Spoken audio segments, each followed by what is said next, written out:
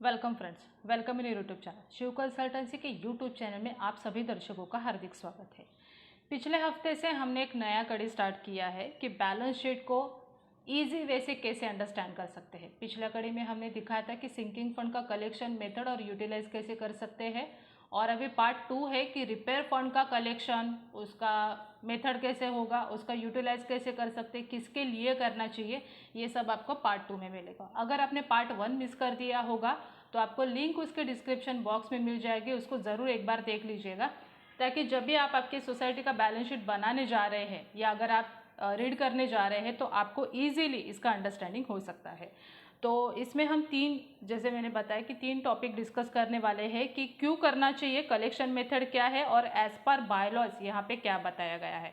तो सबसे पहले देखते हैं कि रिपेयर फंड एग्जैक्टली है क्या। तो रिपेयर फंड या फिर उसको रिपेयर एंड मेंटेनेंस फंड इस हेडिंग के नाम से भी कलेक्शन किया जाता है, कि जो एक फिक्स अमाउंट पे किया जाता है। एजेम में कंस्ट्रक्शन कॉस्ट को आपने डिसाइड कर लिया होगा, तो उसके पर एन्यूम जो आपका कंस्ट्रक्शन कॉस्ट है उसका 0.75%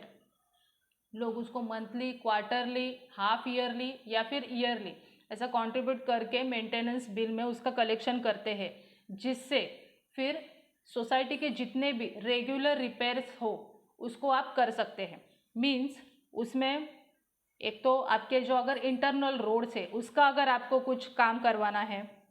इसके अलावा अगर आपके यहाँ पे वाटर पंप है और उसका आपको रिपेयरिंग करवाना है या उसका एएमसी करवाना है तो वो इसमें इंक्लूड हो सकता है। टेरेस के लीकेजेस या बाकी के कुछ लीकेजेस है, रूफ के कुछ लीकेजेस है, उसका अगर आपको कभी रिपेयरिंग करवाना है तो ये सारा आप करवा सकते हैं। बाउंड्री वॉल का डैमेज है या पेंटिंग वगैरह करवाना है वो इसमें शामिल हो सकता है, या आपके पैसेजेस की लाइट है, कुछ इलेक्ट्रिकल रिपेयर्स है, उसको भी आप इसमें इंक्लूड कर सकते हैं। ये सारे जो रिपेयर है, इसके अलावा कुछ सेप्टिक टैंक आपके यहाँ पे है उसका रिपेयर वगैरह है, ये जो रेगुलर रिपेयर चलते ही रहते हैं, सोसाइटी है कुछ ना कुछ तो रिपेयर चलता ही रहेगा, इलेक्ट्रिकल रहेगा, जनरल रिपेयर रहेगा या कुछ मेजर रिपेयर रहेंगे, लेकिन इसके लिए हमेशा फंड लगता ही है। तो इसका जो प्रोविजन है वो रिपेयर फंड में किया जाता है और इसका कलेक्शन मेंटेनेंस बिल में होता है। तो अगर आपने अभी तक स्टार्ट नहीं किया होगा रिपेयर फंड का कलेक्शन, तो प्लीज़ मेंटेनेंस में इसका कलेक्शन स्टार्ट कर दे। अभी कलेक्शन कैसे करना है, तो जैसे कि कहा कि आपका जो कंस्ट्रक्शन कॉस्ट है उसका 0.75%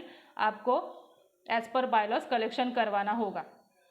इसमें आप जितने भी रिपेयर्स है उसको इंक्लूड कर सकते हैं। अभी सवाल आता है कि इसको यूटिलाइज कैसे करें या फिर अगर बचता है तो इन्वेस्ट कैसे करें। आपको ये टेबल अगर दिख रहा होगा स्क्रीन पे, तो उसमें मैंने फ्लैट वाइज एरिया दिखाया है और उसमें 0.75% कंस्ट्रक्शन कॉस्ट को पकड़ा था हमने यहाँ पे। वो कंस्ट्रक्शन कॉस्ट का 0.75% पर मंथ के बेसिस पे हमने यहाँ पे डिवाइड किया है। और सपोज अभी यहाँ पे 10 फ्लैट है और 10 फ्लैट के सामने मेरा 6890 पर मंथ कलेक्शन हो रहा है रिपेयर फंड, तो इज इक्वल टू 12 अगर मैं करती हूँ तो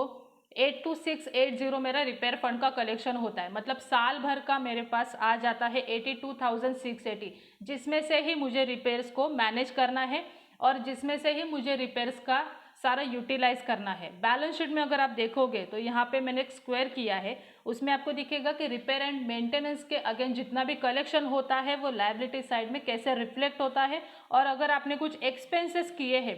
तो वो भी इसमें आपको बैलेंस शीट में नज़र आते हैं। अभी आपका ये फंड यूटिलाइज करने के बाद जो भी बैलेंस बचता है उसको आपको फिक्स डिपॉजिट करके रखना है और उसका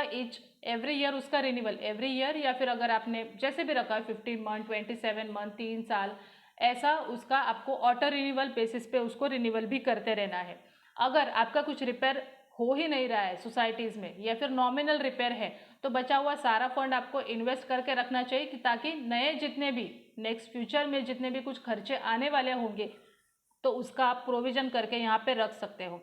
अभी बायलॉज 156A बताता है कि सोसाइटी को लिमिट दी गई है कि अगर मैनेजिंग कमेटी कितने तक का रिपेयर करवा सकती है, तो 0 से 25 तक रहेगा तो वो 25,000 तक अप्रूवल मैनेजिंग कमेटी ले सकती है। 26 से 50 मेंबर तक की सोसाइटी रहेगी तो 50,000 तक वो डिसीजन ले सकती है, और अगर 51 अबव है तो 1 लाख तक के रिपेयर ये लोग करवा सकते हैं। लेकिन इससे ज़्यादा अगर किसी रिपेयर को आपको करवाना है, हो सकता है कि आपके यहाँ पे जैसे एक्सटर्नल वॉल डैमेजेस है, या फिर आपको पाइपलाइन चेंज करवाना है, या पाइप चेंज करवाने हैं, या कुछ और भी मेजर खर्चे हैं जो 1 लाख से ज़्यादा अमाउंट उसमें लगने वाला होगा, तो उसमें आपको एजीएम का अप्रूवल लगेगा, और वो अप्रूवल लेने के बाद ही आपको ये खर्चा करने की अनुमति अगर आपकी कमेटी देती है, मतलब आपकी जनरल बॉडी देती है, तो ही आप इस खर्चे को करवा सकते हैं। तो ऐसा था ये कि रिपेयर फंड क्यों जमा करना चाहिए, फिर उसका कलेक्शन कैसे होगा, और फिर उसका यूटिलाइजेशन कैसे होगा। तो हमने 2 पार्ट को यहाँ पे कवर किया है। नेक्स्ट में रिजर्व फंड भी लोग यहाँ पे करते हैं, जो सोसाइटी ट्रांसफ़र अमाउंट आते हैं, जो 25,000 अप टू 25,000 है, जो आपका कलेक्शन होता है उसको आप रिजर्व फंड में रख सकते हैं। और बाकी के जो फंड्स है, मतलब अगर कोई कभी कभी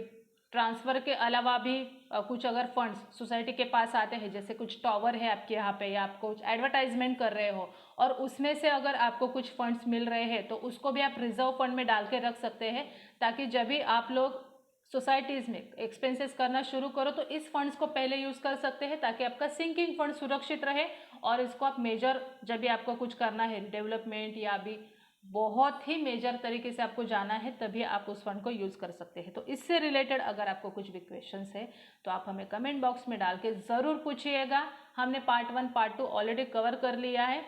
पार्ट 3 में हम बताने वाले हैं कि ये तो हमने बताया था कि लायबिलिटीज साइड, इसके अलावा क्या क्या इनकम्स है और बैलेंस शीट में क्या क्या पार्ट कवर होता है, इसका सारे का आपको डिटेल पार्ट 3 में मिल जाएगा। सो छोटी सी रिक्वेस्ट, अगर पहली बार हमारे चैनल पर आए होंगे तो हमारे चैनल को सब्सक्राइब करना ना भूलें,